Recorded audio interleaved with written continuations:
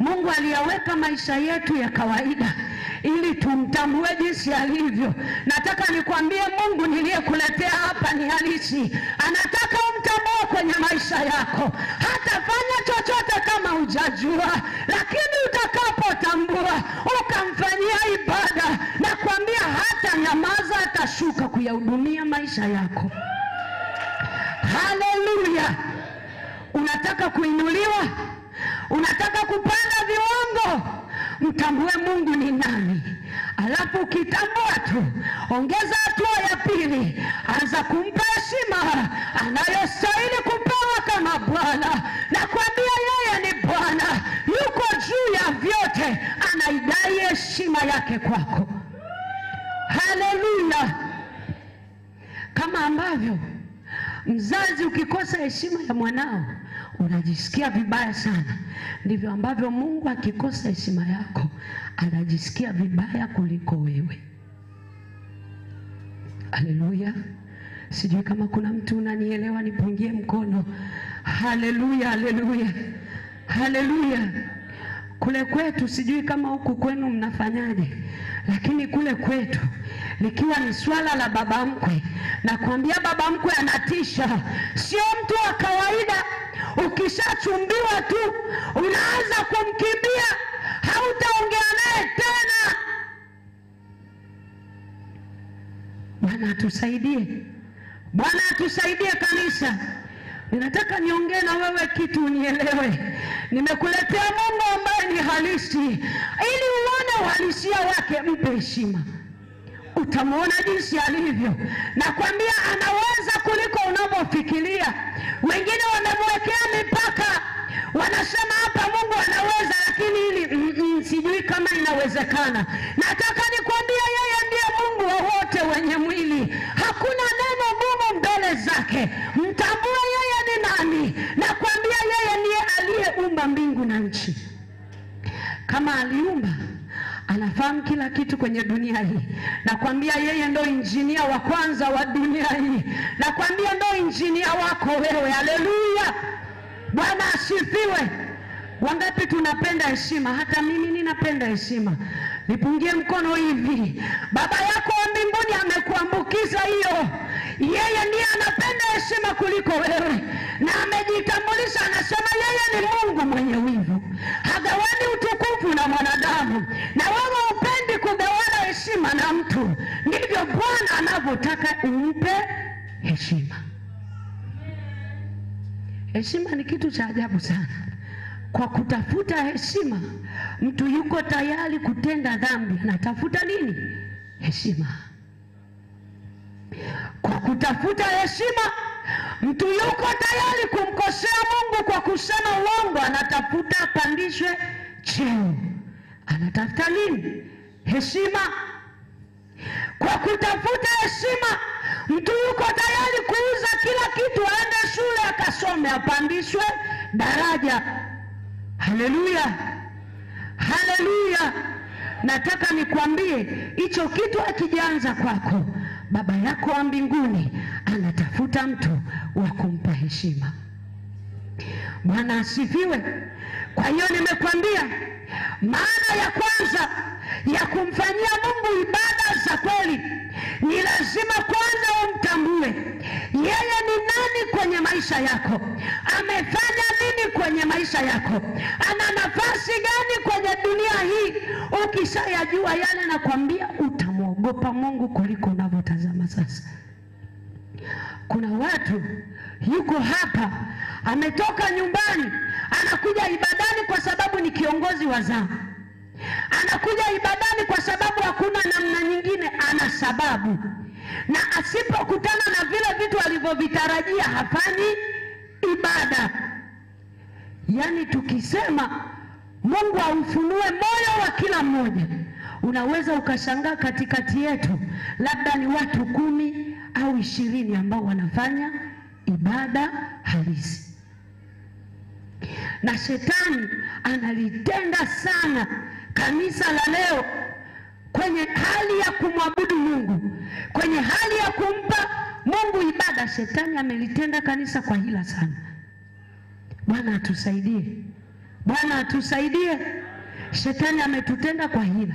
Hajakunyima kuja kanisani, amekuruhusu uje, utoke nyumbani uje, ujiandae vizuri uje, lakini ukifika kanisani anakunyima nafasi ya wewe kumfanyia Mungu ibada. Kama huniamini, naongea na wewe ambaye ninaongea hapa. Mawazo yako yanawaza baadaye, nikitoka hapa natamani niende mahali fulani, nikitoka hapa natamani nikapike chakula fulani, nikitoka hapa nina appointment nakutana na mtu fulani. Ila uko wapi? Ibada. Niambie, unafanya ibada? Kwa sababu Mungu anachokitaka kwako, anataka umpende kwa moyo wako wote, kwa akili zako zote, mawazo yako yote, ufahamu wako wote. Haleluya! Yani ukija hapa, kila kitu ni kwa ajili ya Bwana. Akili yako inamtazama yeye, mawazo yako, macho yako unayainua mbele zake. Heshima yake isiguswe na chochote. Sijui kama kuna mtu unanielewa. Jamani, Mungu anataka heshima.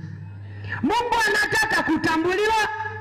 Inawezekana unasema namjua Mungu, nakwambia bado hujamuelewa. Kuna vitu kadhaa nitakwambia hapa. Roho Mtakatifu atakusaidia kujikagua. Neno la Mungu ni kioo, linakuonesha jinsi ulivyo. Neno la Mungu ni kioo, linakutazamisha namna ulivyo, linakupeleka mbali, linakuonesha jinsi ulivyo. Alafu unajipima mwenyewe, je, ninatoshea kwenye ile mizani ya kimungu? Haleluya, haleluya. Wakati wana praise, wanaimba, Baba Mungu akubariki sana. Kanisa hili lina joto la kiroho. Safi sana, praise team, Mungu awabariki. Wanafanya kazi nzuri. Lakini unashangaa, hawa watu wanaabudu, wanamsema Mungu vizuri, wanamueleza Mungu kwamba ni Mungu wa ajabu. Kuna mtu anashangaa, yani hayupo. Na huyo mtu ndo yule anasema, huyu mwimbaji amevuta muda sana, tutachelewa kutoka. Naomba nikuulize swali. Mheshimiwa mkuu wa mkoa amekuita uende ukakutane naye. Ukifika pale kwa mheshimiwa, ukianza kuzungumza naye, utamwambia maliza haraka niondoke? Sijui kama kuna mtu unanielewa. Utafika umwambie maliza niondoke? Vipi kuhusu Mungu? Yani unafika hapa, ukiingia pale mlangoni, unamwambia Mungu, yani mimi hapa nina mambo mengi. Kama we una ratiba za kushuka, mimi kifika pale sihitaji. Ndio wale unawashangaa, ibada inaendelea, huyo anatoka anaondoka. Lakini anaondoka anajua amefanya nini? Ibada. Nakwambia hiyo sio ibada. Haleluya. Anasema saa inakuja, nayo sasa ipo, ambao waabuduo halisi watamwabudu Baba katika roho na kweli. Bwana anawatafuta watu kama hao. Kwa nini anawatafuta? Manake hawapo. Saiti wameondoka, hawapo. Akamwambia Adamu, uko wapi? Alikuwa anadai ibada, alikuwa anadai heshima yake. Angalia Adamu alivyoiacha ibada. Sio kwamba Mungu hakuona, aliona. Sio kwamba Mungu hakujua, alijua. Lakini ameenda kumuulizia Adamu, anaitafuta nafasi, uko wapi? Manake hapa nilipokuweka haupo tena mwanangu. Vile viwango vyako vimeondoka. Umempata mwalimu yupi? Umempata unampa heshima, ndipo Mungu analiachilia neno ili likurudishe kwenye nafasi yako. Nimesema ni mazungumzo kati ya mtu na Mungu. Mungu anapokutafuta anasema anawatafuta watu kama hao. Manake hawapo pale, wametoka hawapo. Anaanza kuhangaika kuwatafuta kwamba kwenye hii nafasi hawapo, na mahali hapa Bwana anautafuta moyo wako. Kuna mtu Bwana anamtafuta hapa, anasema mwanangu uko wapi? Ile heshima yangu iko wapi? Haleluya, Bwana asifiwe. Yeye ni Mungu, anaitaka heshima. Mimi babangu licha ya kunipiga sana, licha ya kunitesa, ninakwambia sitasahau siku ya mwisho babangu amenipiga. Ninaikumbuka tarehe, siku, saa, mwaka na mwezi. Ile siku babangu aliniambia, leo ninakupiga kama mke. Imagine. Sitasahau. Yalikuwa ni zaidi ya maumivu, sitasahau. Lakini nilikuwa nampa heshima. Kama babangu sikuwahi kumdharau. Licha ya kunipiga sana, licha ya kunipiga kama mke wake, lakini sikuwahi kuvunja heshima yake. Sikuwahi kumkataa, kumwambia baba nimekuacha, wewe sio babangu. Sikuwahi kumkataa. Niliendelea kumpa heshima. Nataka nikwambie, Mungu ni baba yako. Hata kama unalia ni baba yako. Hata kama unaona uko jangwani, bado ni baba yako. Wewe uliyeko mahali hapa, Mungu ni baba yako. Unayenisikiliza kupitia NY TV, Mungu ni baba yako. Anaitaka heshima anayostahili kupewa. Haleluya. Hata wakati wa changamoto nyingi ni baba yako. Lakini mbona umeacha kumfanyia ibada kwa ajili ya changamoto? Mbona vilio vimekufanya uache ibada? Umejaa malalamiko. Ukiingia kanisani wewe ni mlalamikaji. Ukiingia mbele za Bwana unasema Mungu unioni. Kwa nini unioni? Kwa nini ufanyi hivi? Mbona mimi vile, mbona mimi vile? Nisikilize, ukilia ni Mungu, ukicheka ni Mungu, kiangazi chako ni Mungu, masika yako ni Mungu. Kwenye jua kali yeye anabaki kuwa Mungu, na hatokaa badilike. Yeye yuko hivyo. Heshima. Hata kama una mateso, mpe Bwana heshima. Hata kama unalia, mwambie wewe ni Bwana, hakuna kama wewe. Haleluya, haleluya. Nakwambia kuna watu walimpa Mungu heshima, hawakukubali kutoa ibada kwa miungu mingine. Mbona wewe unatoa ibada? Ukishafika hatua unaabudu kitu kingine, unakimbia ukai kanisani. Kazi ni kipaumbele chako. Mimi sijasema usifanye kazi, fanya kazi, lakini mpe Mungu heshima ili akupandishe viwango. Haleluya, Bwana asifiwe. Mbona wametaka kukuharibia tu kazini, ukawa tayari kusema uongo, ukaamua kuachana na Bwana kwa ajili ya kutafuta heshima, ukatafuta nafasi ya kujitetea. Nakwambia mimi nimepitia mengi. Waliosikia wao ushuhuda wanaelewa. Nakwambia kuna wakati nilitamani kusema, lakini Bwana aliniambia nyamaza ili unipe nafasi nitende mwenyewe. Aliniambia ukisema manake unaniambia wewe unaweza kujipigania, mimi ni nyamaze. Lakini wewe ukinyamaza, mimi nitakupigania. Nataka nikwambie alinipigania. Nimekuletea Mungu halisi, ni mtu wa vita. Nakwambia ni mtu wa vita, ni Mungu mwenye uwezo. Mpe ibada. Nenda kasoma Biblia yako, ukutane na zile habari za wale vijana watatu, Shadraka, Meshaki na Abednego. Nakwambia ilitangazwa kuabudu Mungu mwingine. Haleluya. Nimekwambia maana ya kufanya ibada ni lile tendo la kumtambua Mungu. Wale vijana walimtambua Mungu ni nani. Unasema ninaongea nini? Nasema hivi, walisema hatuwezi kumwabudu Mungu mwingine hata kama wakwetu hata tuokoa, kwa sababu walijua asipotuokoa ni Bwana, na akituokoa jina lake litukuzwe. Haleluya. Jamani, amina. Jamani, haleluya. Yesu ni Bwana. Ninamzungumza yule Yesu aliyekaa kaburini siku 3. Nakwambia siku ya kwanza mwanaume alikaa, siku ya pili alikaa, siku ya 3 alitoka na ukombozi ambao ni mimi na wewe, akatupatanisha na Bwana, akatufanya kuwa watoto wake. Yohana 1:12 anasema, bali wote waliompokea aliwapa uwezo. Umepewa uwezo na Bwana, mfanyie Bwana ibada.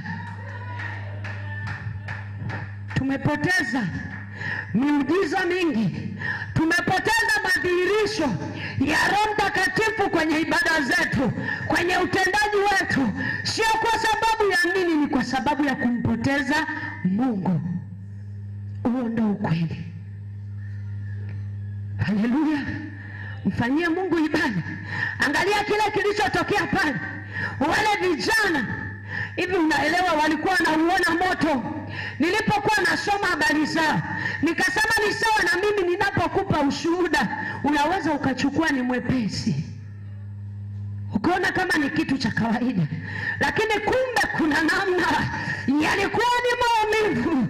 Ijumaa nilisema nilipiga magoti ile siku ambayo baba amedhamiria kuniua. Nikainua mikono yangu nikasema, Baba, mikononi mwako ninaiweka roho yangu. Nimekuletea Mungu ambaye anafanya mambo kwa uhalisia. Hata kama wewe ni njia, wewe mpe ibada. Alikuwa mtu wa 4 kwenye lile tundu, kanuni lile gumu la moto.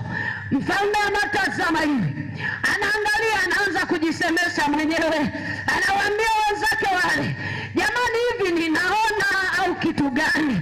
Macho yangu yamepata shida. Mbona tulitupa watu 3 mule ndani? Mnamuona yule mwingine ni nani? Nakwambia alikuwa ni Bwana wa mabwana. Yeye anapita kwenye moto. Yeye ndiye moto ulao. Akipewa heshima, nakwambia hanyamazi.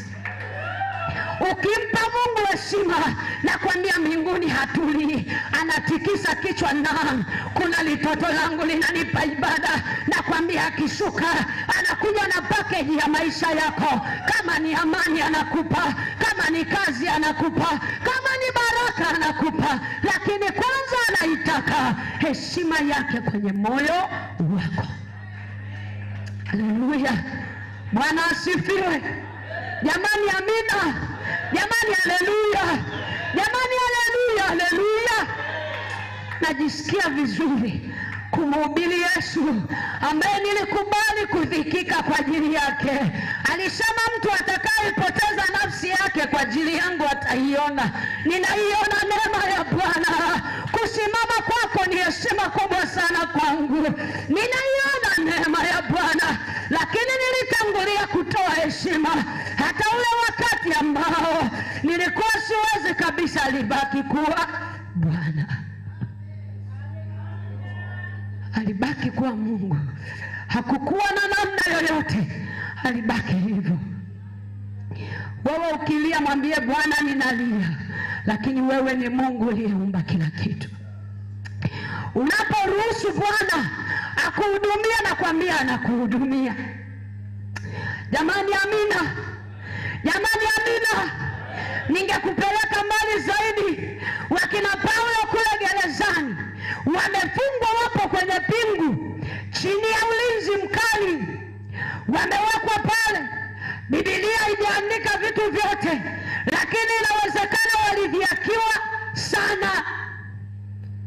Labda walishauriwa, fanyeni 1, 2, 3 ili muwe lakini walikuwa wanamtambua Mungu kama baba yao aliye juu ya kila kitu. Na kwambia wakiwa wanalia, wamefungwa pingu. Wangapi mnaelewa kuwekwa gerezani? Mimi mwenzio kwa ajili ya Yesu nimefungwa pingu, nimepelekwa polisi. Bwana alinionja sana ili nikuletea ushuhuda. Ni mazingira magumu, lakini Bwana yupo. Nakumbuka siku moja ilikuwa nikikimbilia kwa mtu, wanakuja kukukamata. Yaani ukinipokea tu, babangu anakuja na polisi wanakukamata. Na kwambia watu walinichoka, wakasema huyo mtoto ukimchukua karaza babake ni nyingi, kwa hiyo nikienda wananifukuza. Lakini Bwana akabaki kuwa Bwana kwangu. Nimeokota jalalani, nimekula, alibaki kuwa Bwana. Siku moja nililala chooni, alibaki kuwa Bwana. Amebaki kuwa Bwana. Nakwambia Mungu ninayekuhubiria habari zake ni halisi. Haleluya. Ile siku sitasahau, nimefungwa pingu. Nakumbuka nilivaa nguo nyekundu ya damu ya mzee hivi, gauni. Wamekuja kunikamata, niliwaambia hapa sikuwa na viatu, sikuwa na nguo za kutosha, mimi ndiye niliyekuomba. Lakini Yesu anasema ukinitumikia mimi, Baba yangu atakuheshimu. Ninaiona heshima ya Bwana. Sikustahili kuwa hivi, sikustahili kabisa. Laiti kama angechagua wenye sifa, na kwambia nisingekuwa hapa. Ni Mungu wa ajabu sana. Nikafungwa pingu, nikiwa peku, sina kiatu. Nyumbani palikuwa ni mbali na kituo cha polisi, lakini tukatembea kwa mguu. Wamenifunga pingu hivi, watu wananishangaa wakiuliza, huyu mtoto vipi, mbona kafungwa pingu? Mamangu anasema ameshindikana. Watu wakaanza kuniita chokola, wanasema muone mpole hivyo hivyo, ameshindikana. Lakini nilikuwa nimembeba Yesu. Wala sikushindikana, nilimbeba Yesu. Labda nilishindikana tu kwa sababu ya Yesu. Yesu nimemuona ananipigania. Kilikuwa ni kipindi kigumu sana, kigumu sana, ambacho inawezekana bila neema ya Bwana nisingeweza kuendelea. Yalikuwa ni mateso ya muda mrefu. Mimi nimeokoka mwaka 2001 nikiwa darasa la 3. 2001 ni miaka 24 iliyopita. Nimepita seke za kutosha bila mapumziko. Mimi ni yule ilikuwa ikifika usiku najiuliza nitalala wapi. Nikikaa namwambiaga Mungu, asante sana kwa kunitunza na vibaka. Mungu alikuwa ananificha, watu walikuwa wanioni. Lakini mazingira yangu yalikuwa magumu sana, na katika yale nilimfanyia Mungu ibada. Nazungumza kumtambua Mungu ni nani. Siku moja mama yangu alinifuata kanisani, baba amemsikiliza.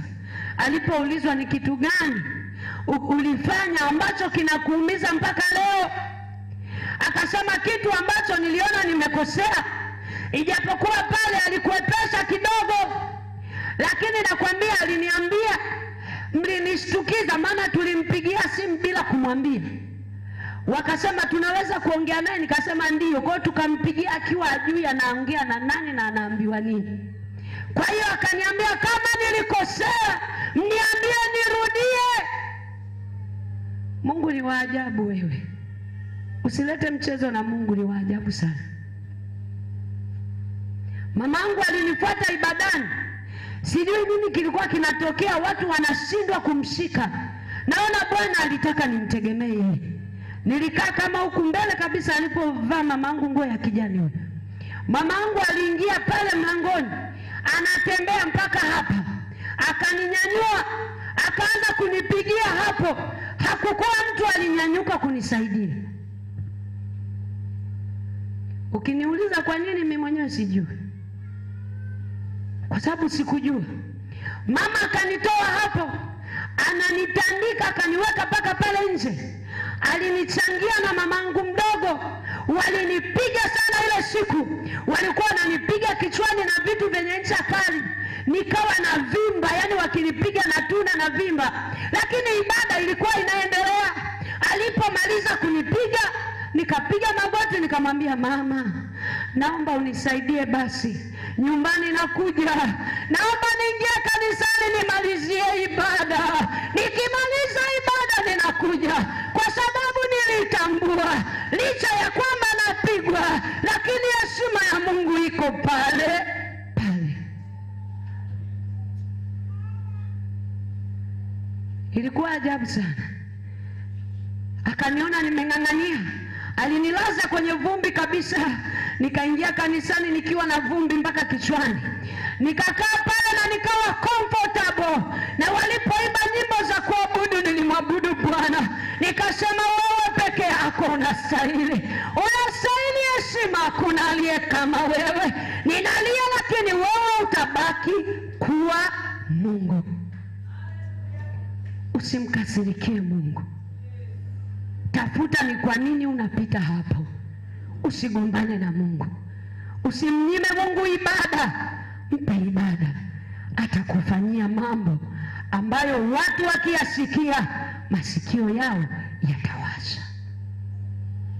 Bwana asifiwe. Bwana asifiwe sana.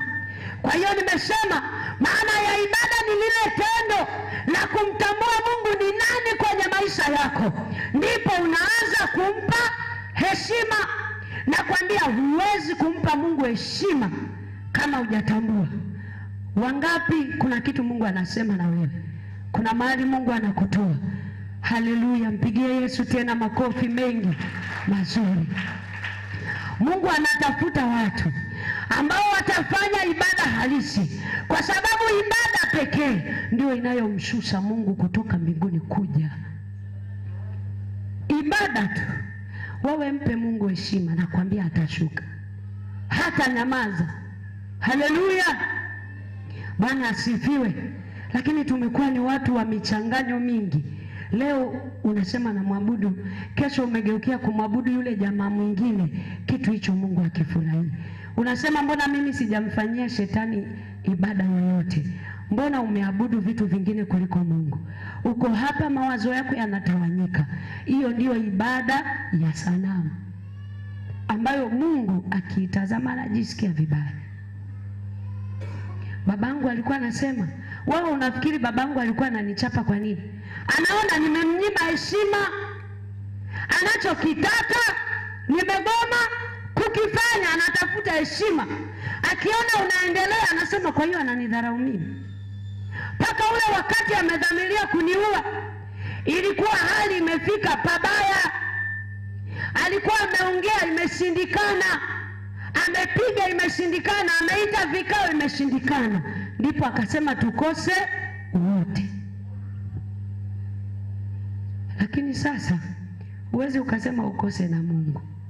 Mungu ndo mwenye watu. Alinihifadhi mpaka leo niko hapa. Pigie Yesu makofi mengi na vigelegele. Haleluya. Bwana asifiwe. Naomba nimalizie na maana hii ya pili ambayo imetoka kwenye kitabu cha Warumi sura ya 12 mstari wa 1 na wa 2. Maana nyingine ya kumfanyia Mungu ibada ni yale maisha yako, mwenendo wa maisha yako ya kila siku umpendeze Mungu. Hiyo ni ibada yako yenye nini? Yenye maana. Itoeni miili yenu iwe dhabihu iliyo hai. Manake ukubali kufa, ujitoe sadaka kwa mambo ya dunia, vile vitu ambavyo vilikuwa ni bora kwako, lakini havimpi Mungu heshima, unaachana navyo. Haleluya. Hiyo ndio ibada yako yenye maana. Anasema wala msifuatishe namna ya dunia hii. Nataka nikwambie wewe uliyeokoka una namna ya kuishi. Anaposema usifuatishe namna ya dunia, manake kuna namna dunia inaongea, kuna namna dunia inatenda.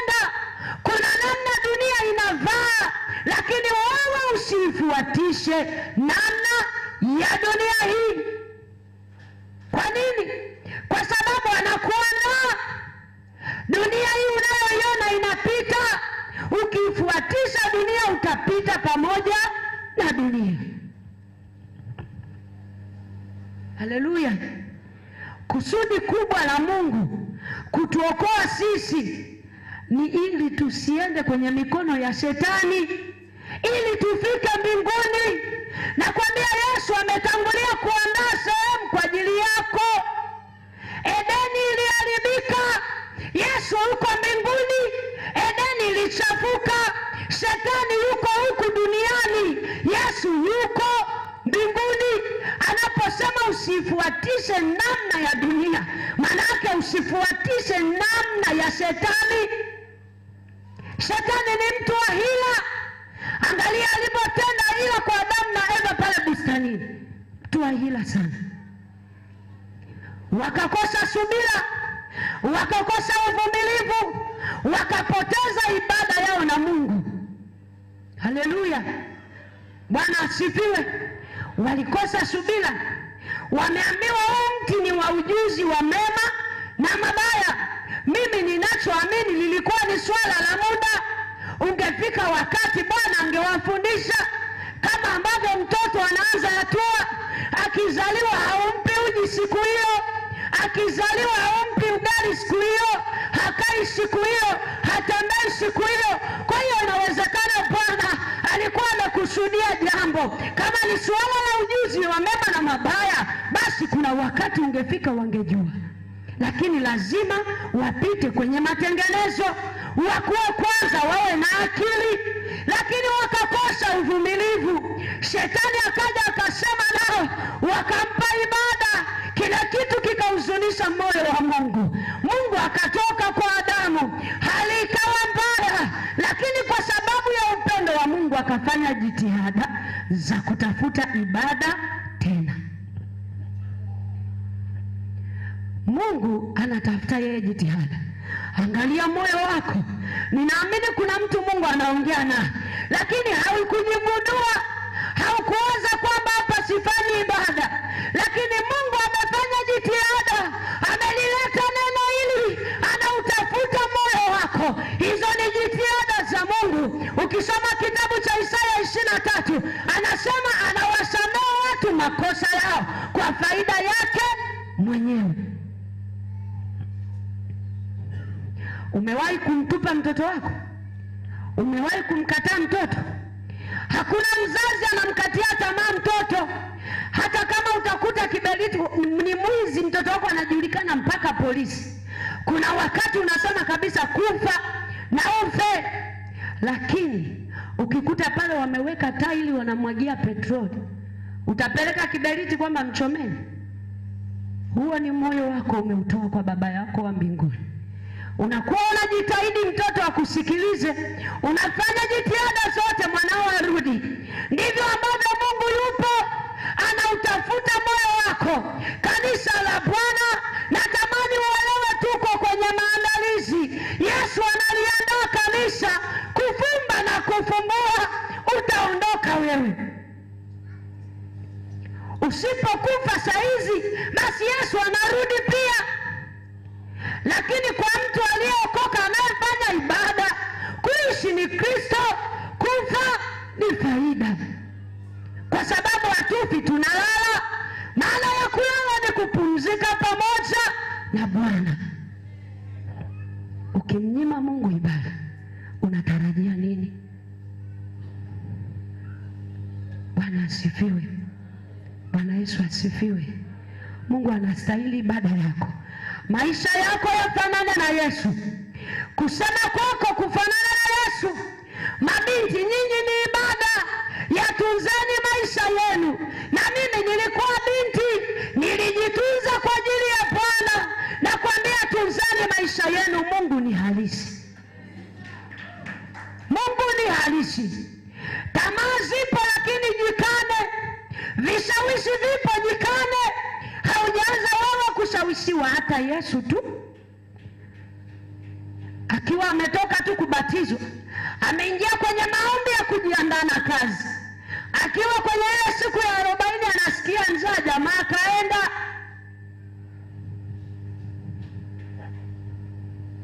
Nilishindwa kuvumilia. Huwezi kumpa Mungu sababu ambazo hazina maana. Hata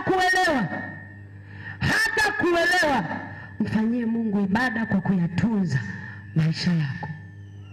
Leo ni maajabu, tupo kanisani, vijana na mabinti wanazini, wababa na wamama wanazini.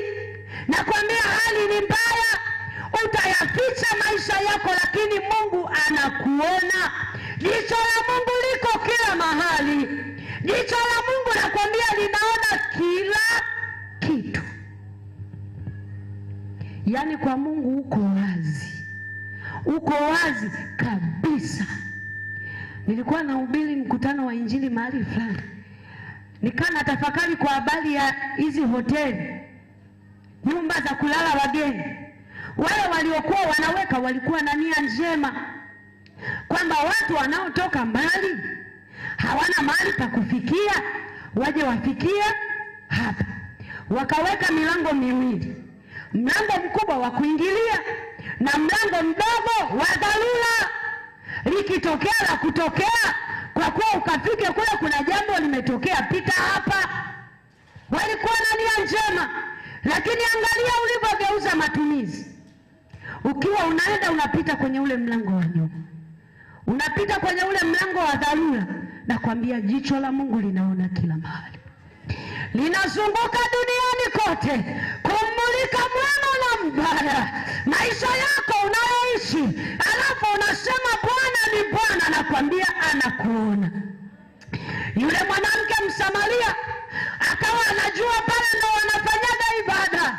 Yesu akamhoji maswali kadhaa, akakuta mwanamke hana cha kusema. Akamwambia Mungu anatafuta waabuduo halisi. Manake wewe unaabudu lakini haumwabudu Bwana. Tusije tukawa kama Mafarisayo na Masadukayo, kwa vinywa vyao wanamkiri Bwana, lakini Mungu akitazama mioyo yao iko mbali kabisa na yeye. Akili ya Mungu haichunguziki, anakutazama kuliko unavyowaza. Yaani unaweza ukamkimbia mzazi, sawa. Kwa mfano mimi niko hapa Dar es Salaam, nimetoka Sumbawanga, ninaweza nikafanya chochote. Mungu aliweka tu mipaka ajitofautishe yeye na mwanadamu. Na kwambia macho ya Mungu hayana mipaka. Macho ya Mungu yanatangatanga duniani pote. Hapa yupo, na mahali kwingine wanafanya ibada yupo. Kinondoni anawahudumia, na hapa MCC anatuhudumia, kule Kivule anahudumia, Magomeni anahudumia. Na kwambia hata Sumbawanga yupo muda huu anahudumia. Ukienda Kigoma unakuta nao muda huu anahudumia. Mungu yuko kila mahali. Haleluya jamani, haleluya jamani, haleluya. Kwa hiyo maisha yako wewe ni ibada, jitunze. Angalia unasema nini. Ninampenda Suleiman, alipoambiwa aombe kitu anachotaka, aliomba hekima. Haleluya. Awe na uwezo wa kupambanua mambo, asifanye kila kitu, asile kila kitu, asiongee kila kitu. Haleluya, haleluya. Aliomba maarifa, awe na ufahamu, awe na uelewa wa mambo. Kanisa la Bwana tunahitaji maarifa, tunahitaji hekima ya kimungu. Biblia inasema ziko njia zinazoonekana sawa machoni pa mtu mwenyewe, lakini mwisho wake ni njia za mauti. Kwa hiyo tunahitaji maarifa ya Mungu. Haleluya. Maisha yetu ni ibada. Ninaona muda umeendelea, nimalizie kwenye ibada ya pili, nitamalizia somo hili. Lakini kabla sijamaliza, nataka nikushuhudie jambo. Kuna mtu Mungu amesema na wewe kuhusu ibada. Nipungie mkono hivi. Haleluya, haleluya. Nataka nikushuhudie jambo kwamba Mungu unapomfanyia ibada waga hanyamazi. Licha ya kwamba wakati ule wa Elia naye alifanya nini? Ibada. Pale alikuwa anamtambulisha Mungu, alikuwa anamtambua kwamba Mungu niliye naye ni wa tofauti kuliko miungu yote. Haleluya.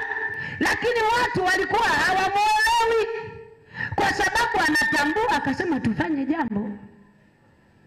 Lakini angalia kilichotokea. Moto ulishuka. Yaani Mungu ukimpa moyo, akautazama moyo wako umepondeka, na kwambia moyo uliopondeka hata udharau. Atashuka, hata kuaibisha. Wewe yatunza maisha yako, hata kuaibisha. Atakupa jina jipya, atakupa mwanzo mpya, atakupa heshima mpya, kwa sababu akiabudiwa anashuka. Haleluya. Bwana asifiwe. Sasa nataka nikupe ushuhuda huu. Kuna siku moja, ulikuwa ni mkutano wangu wa pili. Ilikuwa mkutano wa kwanza nimeanza. Nilipokuwa nimeanza ule mkutano, Mungu aliniambia anaenda kunitambulisha.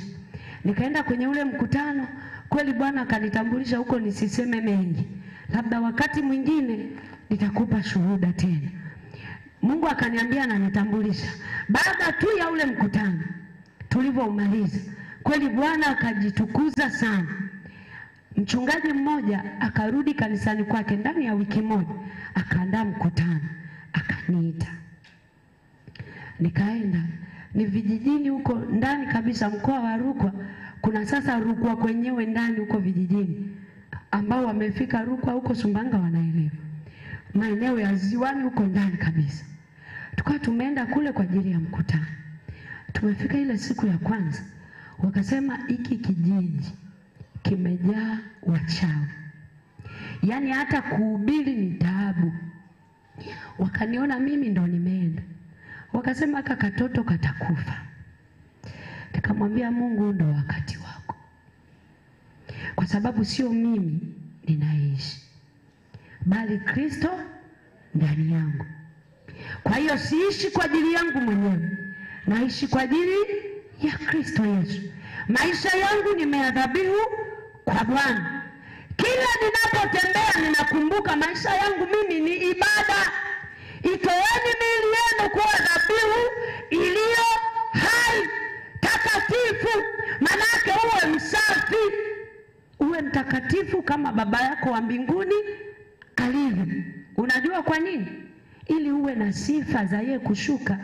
Hashuki mahali pachafu, hashuki mahali ambapo hajatambuliwa. Kwa hiyo ule utakatifu ndio unaomleta kwako.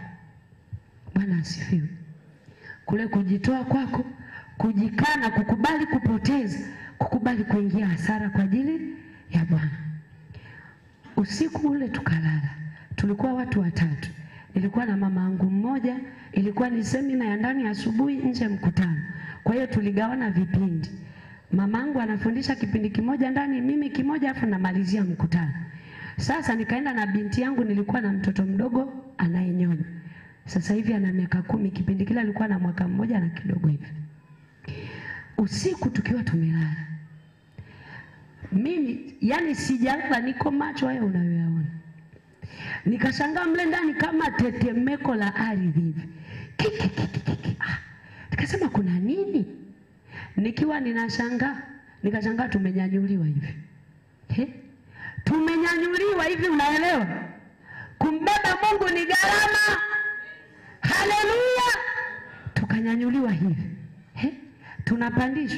Tunapandishwa. Kama kuna mtu aliwahi kuwa mchawi hapa, au naye amewahi kuona kitu hiki atanielewa. Jamani, si tunahamishwa? Ukiwa mchawi ukiokolewa, wewe ni mwana wa Mungu. Haleluya. Ya kale yamepita, yanabaki historia. Haleluya. Kwa hiyo hata kama uliloga kipindi kile ni historia. Sawa jamani? Ni ushuhuda. Haleluya. Sawa kwa sijisikie vibaya kwamba anasema hapana. Mungu alikuona tokea mbali. Sawa jamani? Sasa tukanyanyuliwa. Ili bati likajiachia hivi. Ghafla nachungulia kule juu, naona nyota, naona mwezi. Nikasema Mungu wangu. Nikashangaa wanatubeba, kumbe ajenda kule Rukwa kuna miti mikubwa ya miembe. Wanataka wakatutundike juu ya mti. Nilipoona wanakaribia kututoa sasa mule ndani, yani ndo tunaelekea kutoka sasa, nikasema Mungu, na nadhani Mungu alikuwa anataka niseme kitu. Mungu anataka upeleke hoja zenye nguvu. Haleluya! Haleluya, haleluya. Nakwambia Mungu ni halisi. Haleluya. Hebu inua mikono yako miwili hivi. Piga makofi matatu. Wa. Vigelegele kwa Bwana. Haleluya. Tulipokuwa tunakaribia, nikamwambia Mungu, hivi unakubali kabisa wanitundike kwenye mti? Mimi hapa nimekuleta wewe na nimesha kusema jinsi ulivyo. Wakinitundika mimi, hakuna mtu atakuja kuhubiri hapa wakamuelewa, kwa sababu wale majamaa wakikutundika pale, hauna namna, utashuka mpaka waamue wao ushuke au ubaki. Si kuna mtu unanielewa? Wakikuweka pale mpaka uamuzi utoke kwao. Kwa hiyo ninachokiamini, lazima watasubiri kijiji kizima na cha jirani wakusanyike. Halafu ndo huyo Yesu uliyebeba afanyane, aonekane anaweza au ni goigoi. Nikamwambia Mungu, ukishajaribu kuruhusu wakiniweka pale, hautahubiriwa tena. Halafu nikamwambia jambo la pili, kwa hiyo kwa sababu hautahubiriwa, nishushe chini, usiruhusu shetani akapata kicheko. Nikamwambia jambo la pili, tumetulia tu pale, sijui nao mitambo ndio ilikuwa inasumbua wakati mimi niko na ajenda na baba yangu wa mbinguni. Nao mitambo umeme ukakata pale pale. Kwa hiyo siwezi kwenda mbele wala kurudi, ni kikao cha juu kwa juu. Ninakusimulia sioti ndoto, na kusimulia uhalisia ambao nimeona kwa macho. Nimekuletea Mungu ambaye ni halisi. Nilimsikia anafanya, nikamwambia nataka nione kwa macho. Nikamwona Bwana akafanya macho kwa macho. Kila mwenye mwana hakosi ushuhuda. Haleluya. Haleluya. Nikamwambia Mungu jambo la pili, mimi nampa hoja, achague yeye anafanya nini. Nikamwambia jambo la pili, kama umeshindwa kuniokoa hapa, niuguze homa kali ambayo itanifanya niondoke, nipandishwe kwenye gari, kesho watangaze mhubiri amepata changamoto za kiafya, amerudi Sumbawanga kwenye matibabu. Ninaamini wataandaa mtu mwingine, ile huduma itaendelea. Kwa hiyo nikamwambia Mungu sasa achague. Mimi tu peke yangu niko tayari kuaibika kwamba yule mhubiri aliongea kitu ambacho haelewi, kwa hiyo wamemloga, ameugua, ameondoka, kuliko hata yule mwongofu mpya aje anione juu ya mti, hali itakuwa mbaya. Haleluya. Haleluya. Haleluya. Baada ya kuongea vile likabaki kwake, mimi nikatulia. Nikiwa nimetulia, nikashangaa tunateremshwa chini, tukadondoka pa. Kumbe wale wenzangu walikuwa wanaishi kama wanaota, lakini mimi nilikuwa naona macho kwa macho. Sikuwa ninapapasa, nilikuwa ninaona kile kitu ambacho kilikuwa kinafanyika, nikaona. Tulivyoshuka pale chini, yule mama akashtuka, alikuwa ni mama mchungaji mmoja. Akasema, "Nini? Kuna nini?" Nikamwambia, "Kwani nini mama?"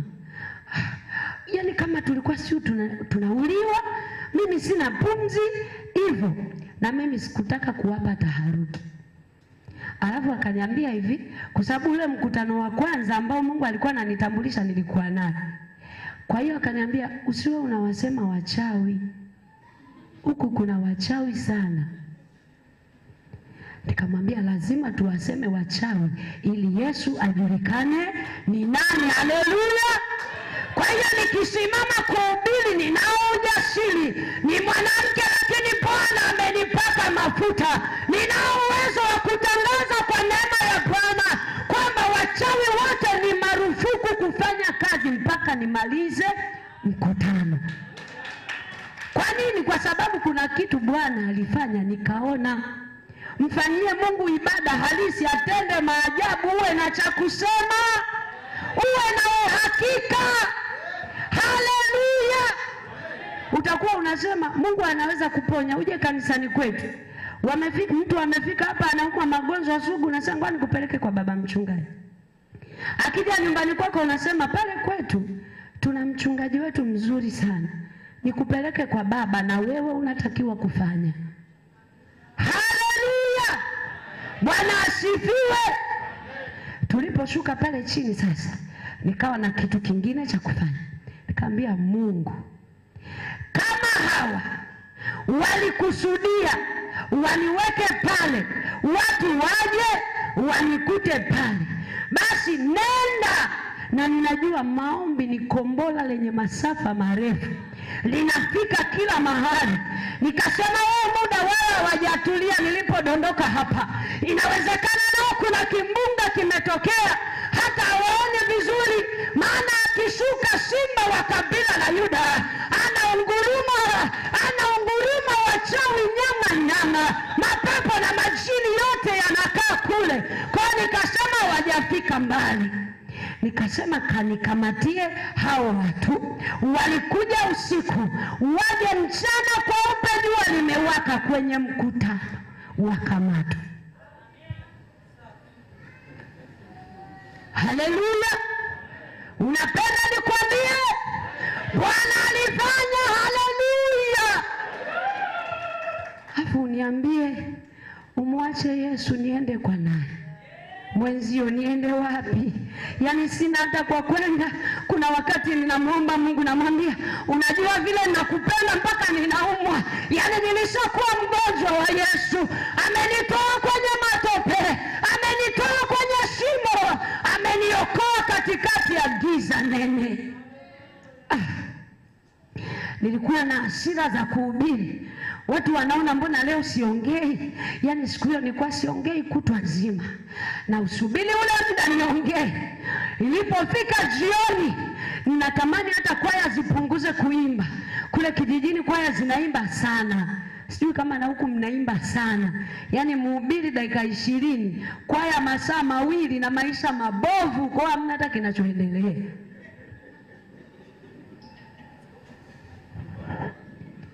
Kwaya zinaimba kusudi ni kuhubiri, lakini watu sasa wanabaki na wanatoa burudani.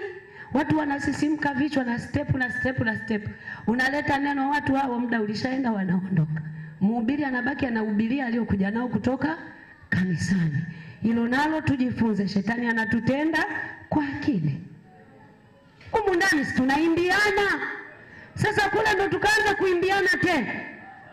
Wanampa mhubiri muda, ikifika kamili pale utaacha, wamekupa saa 11:30. Alafu ukianza kuhubiri unatoa na shuhuda, wanatamani uendelee.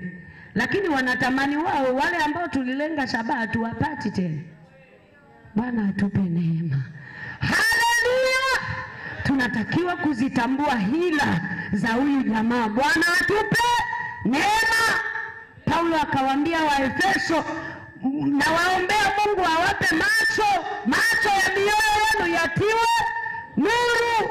Kwa hiyo na sisi MCC, Bwana atupe macho ya rohoni, tuone sawa, tuone kwa uhalisia, tumuone Bwana jinsi alivyo, na tumaini la mwito wake jinsi lilivyo kwetu. Haleluya!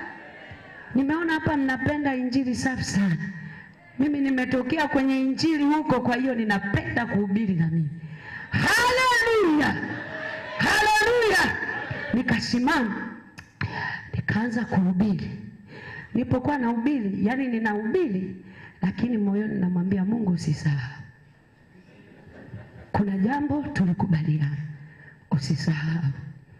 Nikiwa ninahubiri, nikashangaa, niambia kuna mtu yuko hapa. Akasema nani huyo? Akaniambia elekeza macho yako. Yaani kama hivi tumekaa hapa. Akaniambia elekeza macho hivi. Kwa nikiwa nahubiri nikageuka, nikaangalia hivi, nikashangaa baba mmoja mzee, tukakutanisha macho akiwa amesimama, nikamkazia macho. Nikiwa nimemkazia macho, nikaona anatetemeka, akadondoka chini. Nikasema nileteni hapa. Wakamleta.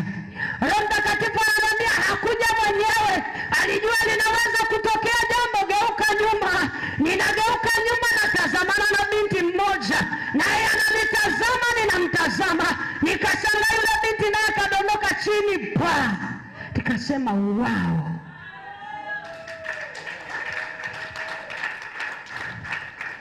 Unatakiwa utembee na Mungu anayefanya, sio Mungu wa kusema alimtendea Elia. Hapana, na wewe akutendee, na wewe afanye. Mpe ibada ya kweli. Anaitaka ibada yako ili afanye jambo jipya litakaloleta matokeo chanya kwenye maisha ya watu ya sasa na ya baadaye. Haleluya. Walipodondoka wale watu, nikasema safi. Nikaanza kushangaa. Nikasema kumbe Mungu anaweza. Nilidhani ninasema, kumbe Bwana alikuwa ananisikia. Nataka nikwambie yuko karibu na wewe. Kuliko nguo ulizovaa, amekuchora kwenye vitanga vya mikono yake. Macho yake yeye Bwana yanakuona. Wewe ni mboni ya jicho la Bwana. Haleluya. Sasa nikanajiuliza, baada ya wale wachawi wakaanza kulia hapo, na mimi nikasema hakuna, wainuke waongee. Maana walipanga kuniaibisha mimi, na kwambia Bwana hawezi kukutoa mawindo kwa adui maadamu umelibeba jina lake. Na kwambia yupo anajitetea mwenyewe, wala hahitaji msaada wako. Anataka kujitoa kwako, anaitaka ibada yako ili kupitia wewe alitukuze jina lake. Haleluya. Bwana asifiwe. Nakwambia wakaongea. Yani tulikuja wakaongea vile vile. Halafu nikanajiuliza kwa nini niliwatazama. Wakadondoka. Mimi ni mdadisi sana. Unajua Mungu nimeishi naye kama rafiki. Mimi kama wewe hujawahi kumsikia Mungu anaongea, niko hapa naongea kwa ujasiri. Nimemsikia kwa sauti anaongea. Nimemuona akiniokoa, anatokea kama mti, anatokea kama mtu. Nilikuwa siku moja kwenye shimo, nilitoa ushuhuda. Niko ndani ya shimo, nimedumbukia shimo refu. Na kwambia nilimuona baba mmoja mpole, alikuja akaninyanyua akanitoa. Aliponitoa alipotea, sikumuona tena mpaka leo. Nikagundua alikuwa ni mwana wa Mungu, simba wa kabila la Yuda, ambaye kaburi halikumzuia kutoka. Haleluya. Haleluya. Nikaja Mungu akanisemesha kitu.